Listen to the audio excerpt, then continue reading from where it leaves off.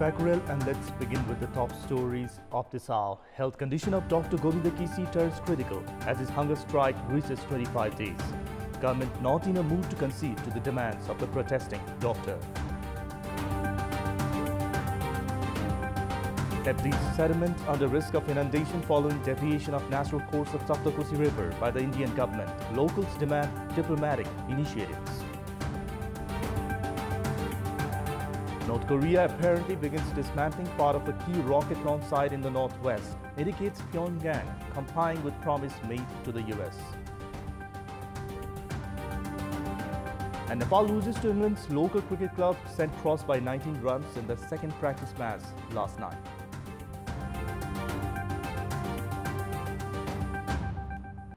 Let's begin with the national political updates.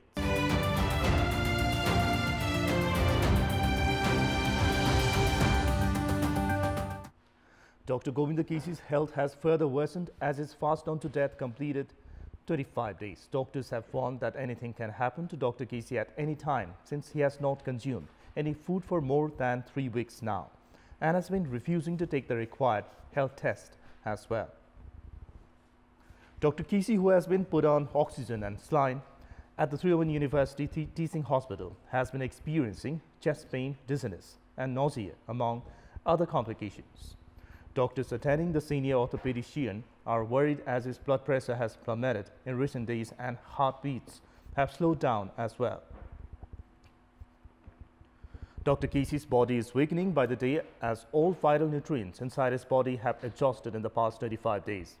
Although in Ceylon, it has not been possible to provide his body the necessary nutrients, causing memory loss and weak immune system. The government has indicated that it would not heed to the demands of the fast on to death Dr. Govinda Caseys. Prime Minister K.P. Sharma Oli and Nepal Communist Party's Joint Chairman Pushpakamal Dahal said that the government would not bow down to any kind of pressure exerted through Dr. Caseys' hunger strike.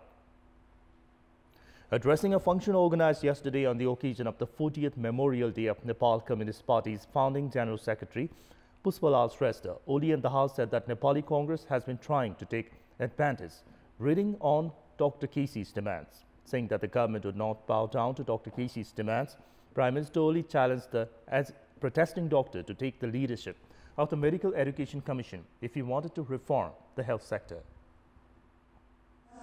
मानवाधिकार विरोधी कुरा मानवाधिकारको परिभाषाभित्र अनसन पर्दैन अनसन बस्ने doctor केसी अनसन कायम राख्ने अरु बिमारी हुने डाक्टर केसी उपचार गर्न नदिने अरुको जीवनमाथि खेलवाड गर्न पाइन्छ राजनीतिक स्वार्थका लागि उपचार गर्न दिन्न भन्न पाइन्छ. Prime Minister Oli further said that Nepali Congress was toying with the life of Dr. Caseys as the opposition needed an excuse to go against the government. Nepal Communist Party co-chairman Dahal meanwhile lambasted the opposition, calling them not to indulge in politics in the name of Dr. Caseys. तपाईसँग बसेर छलफल गरेर हुन सक्ने जति समस्या समाधान गर्न लेनदेन गर्न पनि हामी तयारै छौं. तर तपाईको नाममा देशमा अराता फैलाउन खोज्नेहरु प्रति सरकार पार्टी कसैलाई पनि सही हुन सक्दैन. त्यसकारण उनीहरुको अधिकारलाई चुनौती दिने कतैबाट हुन्छ भने त्यो हामी सहन सक्दैनौं. यो कुरा पनि म प्रश्न गर्न चाहन्छु. The main opposition Nepali Congress has continued its support to Dr. Govinda Caseys, whose hunger strike completed the 25th day today, demanding appropriate policies for the nation's medical sector.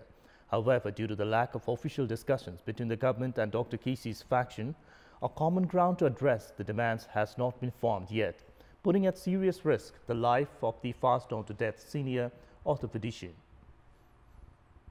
The whole of national politics has been divided and affected by Dr. Caseys' ongoing hunger strike. However, the government has stood firm against the hunger strike by Dr. Caseys. Opposition Nepali Congress has been warning of continuous obstruction at the parliamentary sessions if the government remained indifferent to the fasting doctors campaign. The unofficial discussions held so far have not yielded any progress either. The ruling party has argued that conceding to Dr. Caseys' demands would signify a breach in the Parliament's authority to formulate laws on its own on majority basis, which would be unacceptable for the government. Former Speaker of the Parliament, Damannath Tungana, believes it would be appropriate for the Parliament to decide on the issue on its own, as it is the highest authority formed by representatives elected by the public.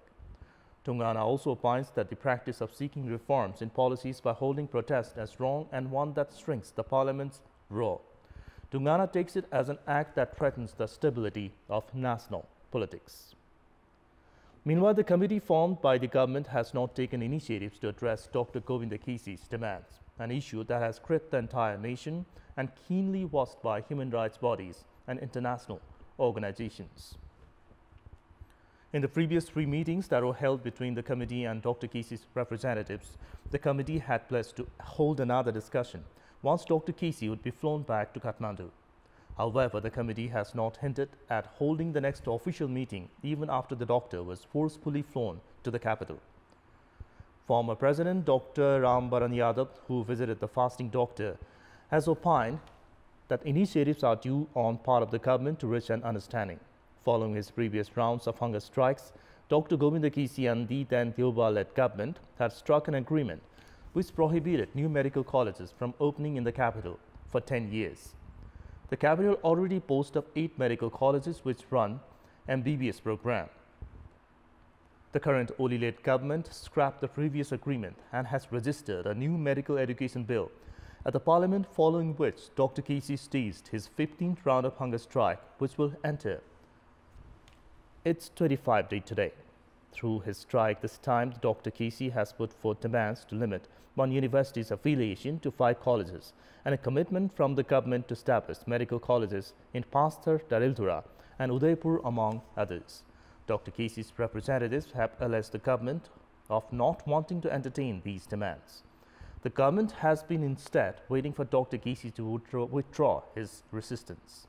And time now for a short break. For more news, do stay with us. Welcome back after the break. Following the deviation of Saptakosi River by the Indian government, the eastern embankment of the river is on the verge of being flooded.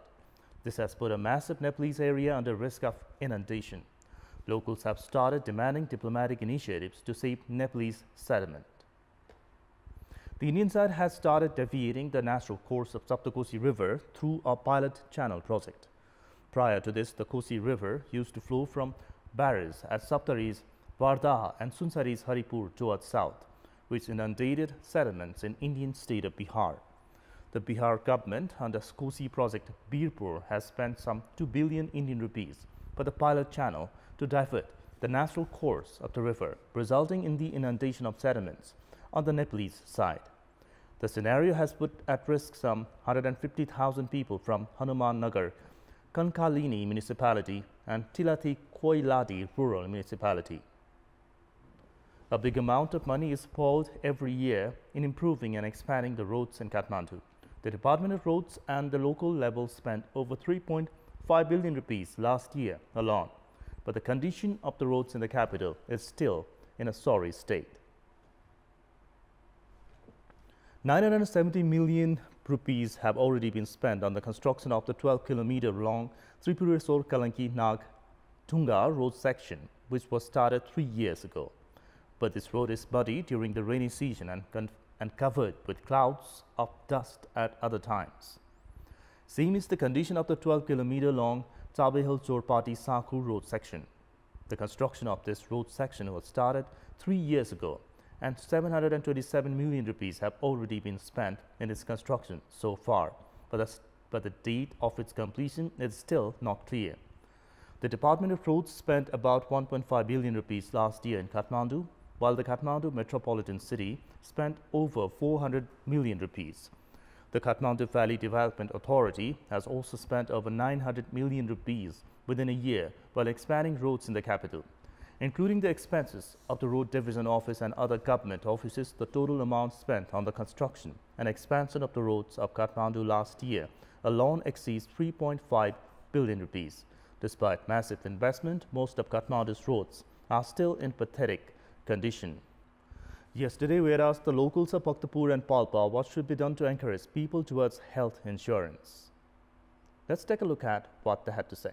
Public voice. गाउँमा कोही जान खोज्दैन है गाउँकोलाई पनि बुझाउनु पर्यो यस्तरी हो स्वास्थ्य बिमा यस्तो हो हजुरहरूले 2500 तिरेपछि पुरै फ्यामिलीको हुन्छ स्वास्थ्य बिमा अभिकर्ताहरू चाहिँ यो घर दैलोमा जानु पर्यो घर घरमा सबैको टोलटोलमा बस्ती बस्तीमा जानु पर्यो पर्याप्त अनुगमन लगायत यसलाई चाहिँ जुन जिल्लामा यसको बिमा लागू गरिएको छ त्यो परिवारका सदस्यहरू बाहिर जिल्लामा जाँदाखेरि पनि कम्तीमा त्यो कार्डले त्यही ठाउँमा उपचार गराउन सक्ने जुन व्यवस्था अहिले छैन त्यो व्यवस्था गरियो भने अझै यो प्रभावकारी बन्छ भन्ने मलाई लाग्छ गाउँ गाउँमा चाहिँ प्रचार प्रसार चाहिँ अलिक कमी नै भएको छ स्वास्थ्य बिमा भनेको के हो यसले के सुविधा दिन्छ भन्ने चाहिँ यसको चाहिँ तल निमुखा जनताहरूसम्म चाहिँ यो अलि पुग्न सकेको छैन स्वास्थ्य बिमाको सम्बन्धीमा कतिपय इलाकामा यो कसैलाई जानकारी नै छैन अब कतिपय मान्छेहरूलाई यो स्वास्थ्य बिमा के हो भन्ने विषयमा थाहै नभएको अवस्थाको कारणले गर्दा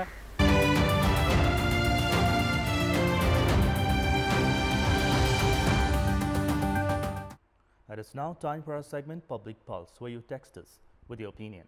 Public Pulse. And the question is, why have sugar businesses not cleared the dues owed to the sugarcane farmers? And options are A, ill intention, and B, feeble government. The voting is on. Type in AWS, select your option A or B and send it to 34001 to share your opinion with us. Now the sports update. Sports news. Nepal's national cricket team got defeated by 19 runs in the second practice match against England's local club St. Cross last night. Elected to bat first after winning the toss, St. Cross notched up total 168 runs, losing 6 wickets. Jimmy Adams contributed 72 along with 82 runs partnership with Felix Organ to help the home team risk the scoreline. Basanta Rigby and Sompal Kami grabbed 2 wickets each for Nepal. With a winning target of 169 runs, Nepal, however, failed to garner more than 149, losing 8 wickets. The performance of the national squad remained largely dismal, other than 56 runs contribution from Anil Kumar Saha. Nepal is pitted against East London 11 on the 25th of July for another 50 overs match.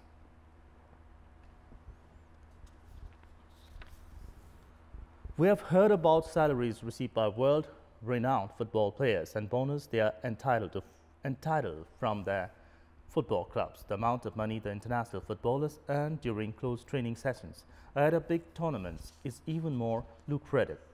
But the meager salary drawn by Nepalese national football players has been a subject of criticism in recent time.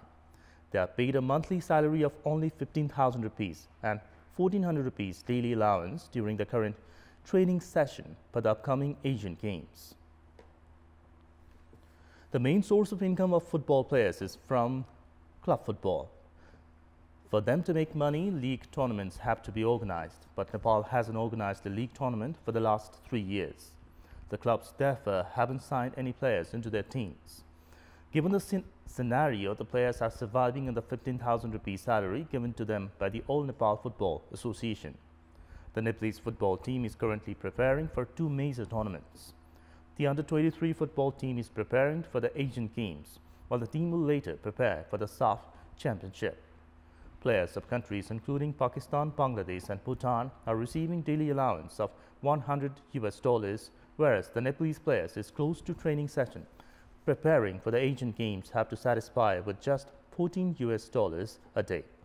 The ball is now on the court of the All Nepal Football Association, the football governing body in Nepal, to create an environment for the football players to have financial security so that they can play without financial constraints.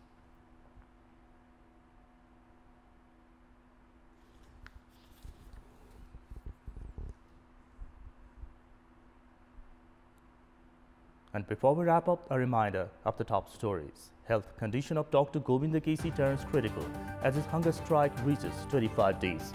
Government not in a mood to concede to the demands of the protesting doctor.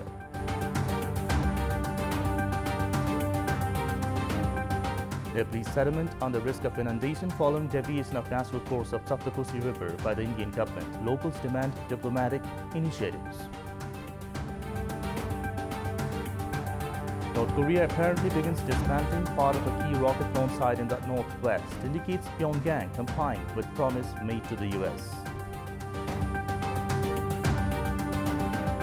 And Nepal loses to England's local cricket club St. Cross by 19 runs in the second practice match last night.